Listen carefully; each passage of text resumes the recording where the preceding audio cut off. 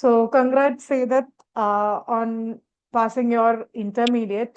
And എനിക്ക് എടുത്തു പറയാനുള്ള രണ്ട് കാര്യം, she's working and she's doing the intermediate after a gap of 3 years. And she's also, കാണുമ്പോൾ അത്രയും തോന്നുന്നില്ലെങ്കിലും I should say she's a working mother also.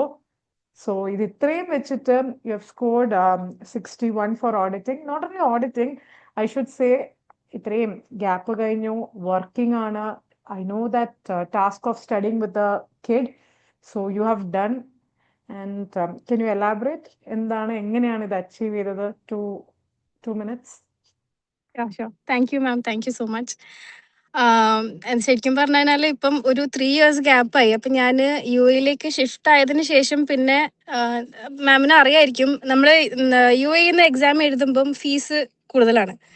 അതായത് നാട്ടിലെ രജിസ്ട്രേഷൻ ഫീസ്. അപ്പം ശരിക്കും പറഞ്ഞാൽ അതിനിങ്ങനെ മടിച്ചിരിക്കായിരുന്നു. ഫുള്ളി പ്രിപ്പയർ ചെയ്യാണ്ട് നമ്മൾ എഴുതുമ്പം പൈസ വെറുതെ പോകുന്ന ഒരു സങ്കടമാണല്ലോ. അപ്പം അതുകൊണ്ട് ഞാൻ ഇങ്ങനെ വെച്ച് അതിൻ്റെ ഇടയ്ക്ക് പിന്നെ പ്രഗ്നന്റ് ആയി. അപ്പം പ്രഗ്നൻസിയിൽ ഒരു തവണ എക്സാം എഴുതാൻ ട്രൈ ചെയ്തു. അപ്പം ഡോക്ടേഴ്സ് റെക്കമെൻഡ് ചെയ്തു അത്രയും സ്ട്രെസ് പ്രഗ്നൻസിയിൽ ബേബിക്ക് നല്ലതല്ല, സോ നോ നീഡ്.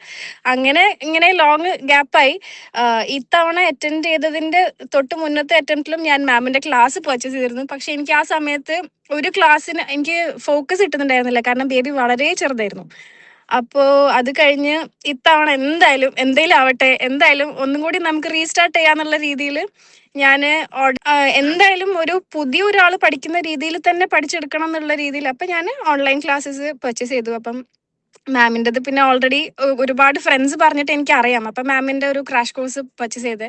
അപ്പം അതായിരുന്നു സ്റ്റാർട്ടിംഗ് പോയിന്റ് എന്നല്ല, ഓഡിറ്റിന്റെ ഫുൾ നോളേജ് ആ ഒരു ക്ലാസ് മാത്രമാണ്. എനിക്ക് വേറെ ഒരു സീറോ നോളേജ് ഇൻ ഓഡിറ്റ് എന്ന് പറയാം. അപ്പം ആദ്യം ഫുള്ളി ഫോക്കസ് ചെയ്തത് മാമിന്റെ ക്ലാസ്സസ് തീർക്കുക എന്നുള്ള പരിപാടിയായിരുന്നു. അപ്പം ക്ലാസ് കേട്ടോണ്ടിരിക്കുമ്പോൾ തന്നെ മാം പ്രിപ്പയർ ചെയ്യണ ചാർട്ട് ഉണ്ടല്ലോ, ഓരോ പോയിന്റ്സ് ആയി എഴുതുന്നത്. അപ്പൊ അത് ഞാനും എൻ്റെ നോട്ട്സിൽ എഴുതി ഫുള്ള് കോപ്പി ചെയ്തു.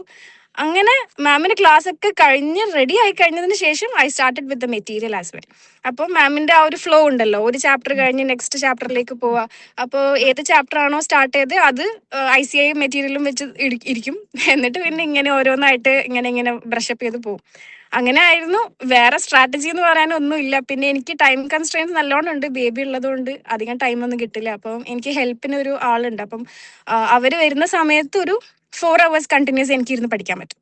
അതാണ് ആ ഒരു ടൈം ഉള്ളൂ. ശരിക്കും പറഞ്ഞാൽ ആ 4 hours മാത്രമേ ഉള്ളൂ ഫുള്ളായിട്ട് ഇരുന്ന് എഫക്റ്റീവ്ലി ഇരുന്ന് പഠിക്കാന്നുള്ളത്. പിന്നെ അത് കഴിഞ്ഞാൽ പിന്നെ ബേബി ഉറങ്ങിയതിന് ശേഷമാണ് പഠിക്കാൻ പറ്റുക. അല്ലെങ്കിൽ പിന്നെ ഹസ്ബൻഡ് ഓഫീസിൽ പോയി തിരിച്ചു വന്നു കഴിഞ്ഞാൽ കുറച്ച് സമയം കിട്ടും, ആ സമയത്ത് പഠിക്കാം. അങ്ങനെ എന്തേലും ആവട്ടെ, ഇനിയിപ്പോൾ എന്തായാലും ഉള്ളത് വെച്ച് പഠിക്കാം, ഉള്ളത് വെച്ച് എഴുതാന്നുള്ള രീതിയിൽ എഴുതിയതാണ്. തീരെ എക്സ്പെക്ട് ചെയ്തിട്ടില്ല. പിന്നെ CAന്റെ എക്സാം ആകുമ്പോൾ നമുക്കറിയാം, നമ്മൾ എത്ര നല്ലോണം എഴുതിയെന്നാൽ നമുക്ക് ഒന്നും പ്രെഡിക്റ്റ് ചെയ്യാൻ പറ്റില്ലല്ലോ. അപ്പൊ ശരിക്കും ഷോക്കാണ്, ഞാൻ ഇത്ര ഒന്നും പ്രതീക്ഷിച്ചില്ല. പിന്നെ മാമിന്റെ MCQs വർക്ക്ഔട്ട് ചെയ്തു. യൂട്യൂബിൽ അപ്ലോഡ് ചെയ്തിരിക്കുന്ന വീഡിയോസ് ഒക്കെ ഉണ്ടല്ലോ, അതൊക്കെ ഇരുന്ന് കാണും. അതൊക്കെ തന്നെ, അതാണ് പറയാനുള്ളൂ, അതാണ് ചെയ്തത്. Okay. So how about MCQ? MCQ എപ്പോഴാണ് അറ്റൻഡ് ചെയ്തത്? ലൈക്ക് മിഡിലാണോ, ഫസ്റ്റ് ആണോ? ആക്ച്വലി MCQ ഞാൻ ഫസ്റ്റ് ഡിസ്ക്രിപ്റ്റ് വെച്ച് സ്റ്റാർട്ട് ചെയ്തു. പേപ്പർ കുറച്ച് ലെങ്തി ആയിരുന്നു. അപ്പൊ ഒരു മിഡിലൊക്കെ ആയപ്പം എനിക്ക് ഒന്നും തലയിൽ കത്താത്ത പോലെ ഫീൽ ചെയ്തു. അപ്പം what I did was I stop with descriptive and I open the MCQ paper. അപ്പം ഞാൻ വിചാരിച്ചു മേ ബി MCQ കുറച്ചും കൂടി ഇതായിരിക്കും. പക്ഷെ MCQല് വലിയ ലോങ് ക്വസ്റ്റ്യൻസ് ആണല്ലോ. അപ്പൊ മാം എപ്പോഴും പറയാണ്ട് ക്വസ്റ്റ്യൻ നോക്കണ്ട, മെയിൻ ക്വസ്റ്റ്യൻ മാത്രം വായിച്ചാൽ മതി എന്ന് പറയും. അപ്പൊ ഞാൻ ഫസ്റ്റത്തെ പേജ് അപ്പൊ തന്നെ മറച്ചു. അപ്പൊ ഞാൻ താഴത്തെ നോക്കിയപ്പം ഓക്കെ കുഴപ്പമില്ല, എല്ലാം ഇങ്ങനെ വായിച്ചു പോയി.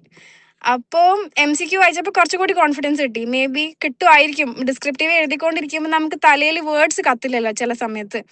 അപ്പം MCQ കുറച്ചൊക്കെ ചെയ്തു. അപ്പം ഓക്കെ, എന്നാൽ പിന്നെ MCQ കുറച്ച് സമയം ചെയ്ത് കഴിഞ്ഞപ്പോൾ പിന്നെ ഡിസ്ക്രിപ്റ്റീവിലേക്ക് പിന്നെയും കുറച്ചും കൂടി കത്താൻ തുടങ്ങി. അപ്പം പിന്നെ അതും തിരിച്ച് അതിലേക്ക് വന്നു.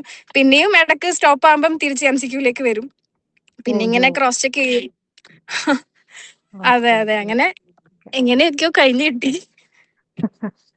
Any other suggestion you want to give to എന്താ പറയാ, I've seen students who are joining for this course after a gap. Any suggestion or any piece of advice for them? Advice എന്നൊന്നും പറയാനില്ല. ഇപ്പം എനിക്ക് എൻ്റെ ഹസ്ബൻഡ് ചാർട്ടേഡ് അക്കൗണ്ടന്റ് ആണ്. അപ്പം എനിക്ക് ആ ഒരു സപ്പോർട്ട് എനിക്ക് വീട്ടിന്റെ ഉള്ളിൽ നിന്ന് എപ്പോഴും ഉണ്ട്. അപ്പം എനിക്ക് അങ്ങനെ ഒരു ക്വിറ്റ് ചെയ്യണം എന്നുള്ള ഒരു തോന്നൽ ഇതുവരെ എത്ര വലിയ ഗ്യാപ്പ് ആണെങ്കിലും ശരി നമുക്ക് എപ്പോഴെങ്കിലും പഠിച്ചെടുക്കാന്നുള്ള ഒരു രീതിയിലാണ് ഉണ്ടായിരുന്നത്. അപ്പം അതെനിക്ക് വലിയ സപ്പോർട്ട്. അപ്പൊ എനിക്ക് പറയാനുള്ളത് മാമിനെ പോലത്തെ നമുക്ക് ഇഷ്ടം പോലെ നമ്മളെ ഒരുപാട് ഹെൽപ്പ് ചെയ്യാൻ റെഡി ആയിട്ടുള്ള ഫാക്കൽറ്റീസ് നമുക്ക് ഇപ്പൊ അവൈലബിൾ ആണ്.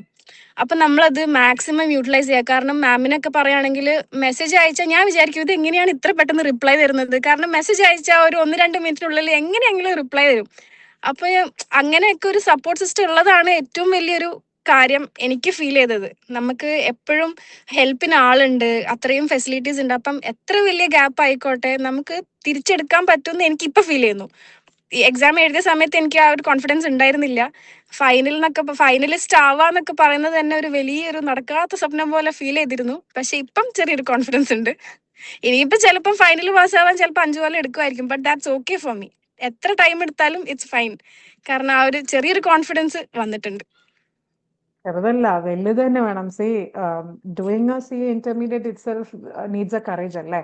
That too after a gap with a kid and also working.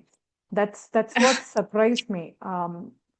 അബ്രോഡിൽ work ചെയ്തുകൊണ്ട് that time difficulty you said 4 hours a day, അതും ആഫ്റ്റർ ദി വർക്ക് സ്ട്രെസ് ആണല്ലോ.